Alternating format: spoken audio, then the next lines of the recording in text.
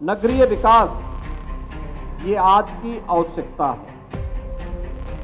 अगर भारत को दुनिया के अंदर एक इकोनॉमिक पावर बनना है, एक आर्थिक महाशक्ति के रूप में अपने आप को स्थापित करना है, उसमें से नगरीय विकास एक महत्वपूर्ण पक्ष है।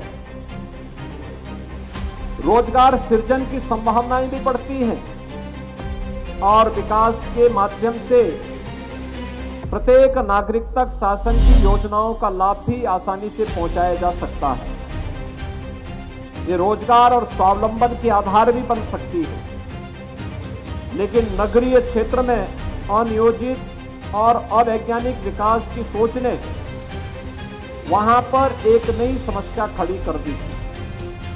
गंदगी के ढेर, आप किसी भी बड़े महानगर में आप चले जाइए, सबसे पहले आपके दर्शन होते थे एक बड़े से ढेर पर, एक बड़ी सी पहाड़ी पर, वो कूड़े का पहाड़ हुआ करता था।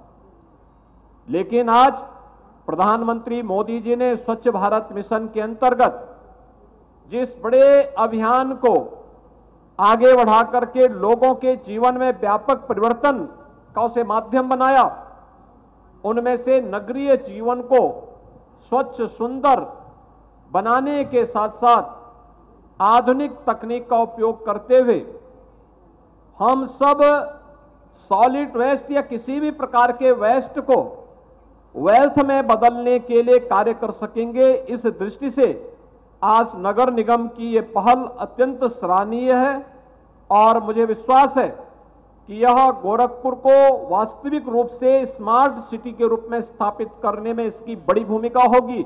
एनटीपीसी को इसके लिए मैं हृदय से धन्यवाद देते हुए इस पूरे कार्यक्रम के प्रति अपनी शुभकामनाएं देता हूं। हमें विकास की सोच के साथ आगे बढ़ना पड़ेगा। आज ये गोरखपुर की पहचान बन रही है, अच्छी सड़कें, जल निकासी।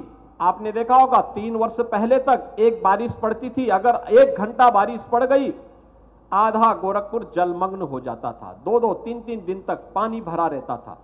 लेकिन आज गुड़दोहा नाले के विकास के साथ जिस प्रकार के कार्यक्रम आगे बढ़ रहे हैं, गोरखपुर के नाले और नालियों की सफाई करके समय से उसको तैयार किया जाता है, परिणाम है गोरखपुर में अब जल जमाव की संभावना कम है। और जैसे जैसे ये सभी परियोजनाएं मूर्त रूप लेंगी, आप देखेंगे कि गोरखपुर में जल जमाव की समस्या का स्थायी समाधान हो जाएगा। इसी प्रकार से गोरखपुर के अंदर एक एक करके समस्याओं का समाधान होता हुआ दिखाई दे रहा है।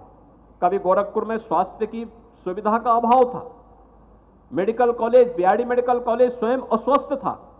आज बीआरडी मेडिकल कॉलेज न केवल गोरखपुर के लिए बल्कि पूर्वी उत्तर प्रदेश, पश्चिमी उत्तर बिहार और नेपाल की तराई के एक बड़े भूभाग के लिए स्वास्थ्य का प्रमुख केंद्र बना हुआ है। सुपर स्पेशलिटी ब्लॉक और बाल विभाग भी जिस तेजी के साथ वहां बना है वह तो हम सबके सामने है ही।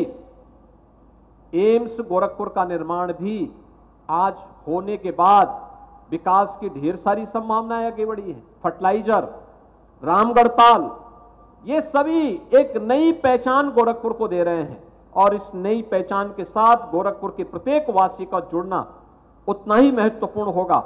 और उसी दृष्टि से आज ये सभी कार्यक्रम आगे बढ़ाने के कार्य हो रहे हैं।